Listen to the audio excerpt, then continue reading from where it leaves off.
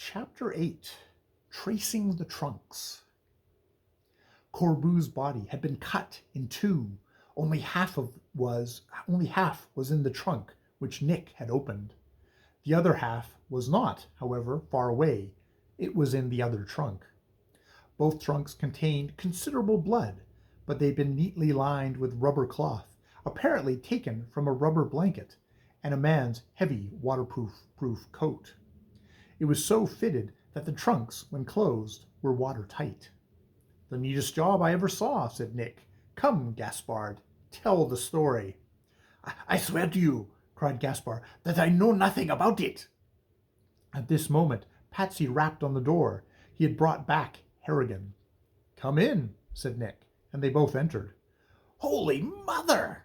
shrieked Harrigan when he saw the open trunks. "So help me, gentlemen, I don't know nothing about this business. I ain't in it. I tell you straight. You don't believe me if I had anything to do with this, do yer?" "You brought the trunks here," said Nick. Let me tell yous all about it," cried Harrigan, who was so anxious to tell that he couldn't talk fastly enough. "The French lady stuck me on me old place, you know, where I was the other night. She talked a kind of drago, but I tumbled to what she was giving to me. This was about 7:30. "Meet me," she says, "in an hour," and she give me a street and a number. It was West 57th Street, but there ain't no such number. There's nothing but a high board fence. But that don't make no difference, 'cause when I got there, her giblets was a-standing on the sidewalk, waiting for me.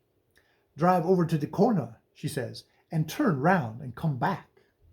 I did, and when I got there, she showed me these two trunks. I hadn't seen them before. Then she give me this mug's address, and 2 bones for me fare, and told me to come down here, which I did, and I wished her I hadn't, see. "That's a pretty good story, Harrigan," said Nick. "Patsy, get a policeman to stay here with Gaspard." Patsy brought the blue coat in a few minutes. "Now, we'll go up to 57th Street, said Nick. Half an hour later, they had found the place where, as Harrigan claimed, the French lady had delivered the trunks to him. "I thought, of course, she'd been fired out of some boarding house," said Harrigan. "There's a hash mill there on the right. I had an idea she'd been thrown out of there." Nick, meanwhile, had been examining the sidewalk with the aid of his dark lantern. "Clever work," he said. "There are no marks on the sidewalk. The trunks were not dragged. That woman must be pretty strong. You say you didn't see the trunks when you first drove up?" "No." "Then they couldn't have been here. Where were they?" "Not in any of these houses.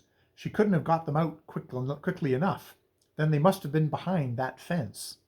There was a little gate in the fence, which Nick opened as he spoke. "Ah, here we have tracks," he said. "It's all clear enough now. The trunks were brought across this vacant lot from one of the houses facing the other street. The lot is the width of 3 flat houses, which stands behind it. There are no gates in the fence between the yards of the houses and the lot, but Nick found a wide board that could have been pulled off and replaced without much trouble. Passing through the opening made by taking away this board, he found himself in the yard of the middle house. The trunks came from here, he said. They were lowered down in the dumbwaiter to the cellar, and then carried through the lot to the 57th Street. I'll leave the rest of this job to you, Patsy. Find out all you can, and have as many witnesses as you can get together at the superintendent's office tomorrow afternoon at 3 o'clock. We're going to have a special examination into this case. The special examination began promptly at the hour named by Nick. All the persons hitherto mentioned in the connection with the case, except, of course, the 2 victims, were present. There were also several witnesses whom Patsy had secured. "The case which I have made out," said Nick, "is perfectly clear. It begins with Gaspard's identification of the prisoner, Jones.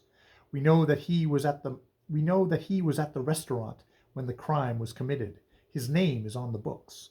In some way, which I am not prepared now to fully explain, the waiter, Corbu, obtained a knowledge of the crime.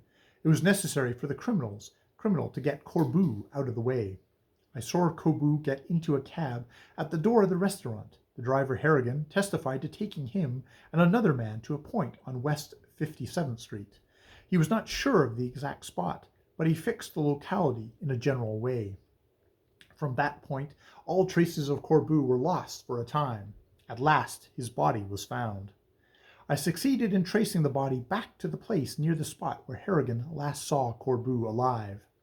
I discovered that the body had been removed from a flat on West 58th Street. My assistant, Patsy, questioned the people in that house. He learned that the third flat had been occupied by a couple who lived very quietly. The man was often away. I now desire to ask the witness Eliza Harris, who lives in that house, when she saw the man in the question, the man who rented the third flat. A bright-eyed little woman arose at this and said, "I see him now. There he is." She pointed to John Jones. "He wore a false beard," she continued, "but I know him, and there's the woman." She stretched out her hand towards Mrs. Jones. "To their flat," Nick continued, "as I have every reason to believe. Corbu was taken by Jones on that night, and there he was murdered and his body cut in two. It was placed in the trunks. Jones intended, probably, to remove it next day, but his arrest prevented. Of course, it was necessary to get the body out of the way very soon, but Jones was too closely watched. That work had to be done by the woman, and she did it exceedingly well. Nick told how Musgrave had been duped. "Now," he continued, "nothing remains but to clear up the details of the crime in the restaurant. I shall proceed to state exactly how it was done." At this moment, Jones, who had previously remained perfectly calm, uttered a horrible groan and half arose to his feet. He sat back, fainting. And then came a surprising incident, for which even the shrewd superintendent of police had been wholly unprepared. A pale-faced man, who had been sitting beside Nick, arose and cried in a voice that trembled with emotion, "Stop, stop! I can bear this no longer." It was Hammond, the man who had begged Nick to save Jones. While Nick had been speaking, Hammond's eyes had been fixed upon Jones's face. He had watched the agony of fear growing upon the wretched man and gradually overcoming him. And when the burden had became too great for the accused to bear, Hammond also reached the limit of his endurance. "I can't stand it," he cried. "You shall not torture this innocent man any longer." "What do you mean?" asked the superintendent. "This is what I mean. The fear of disgrace has kept me silent too long. Now I will confess everything. Do you think I will sit here and let an innocent man be condemned and his wife put to torture to save me from the just punishment of my fault? Never. Listen to me. It was I who took that unhappy woman to the place where she met her death. It was I who wrote that name in the register. I, and not that innocent man who was her companion. The waiter Gaspard is mistaken. I am the man who is in room B." End of chapter 8.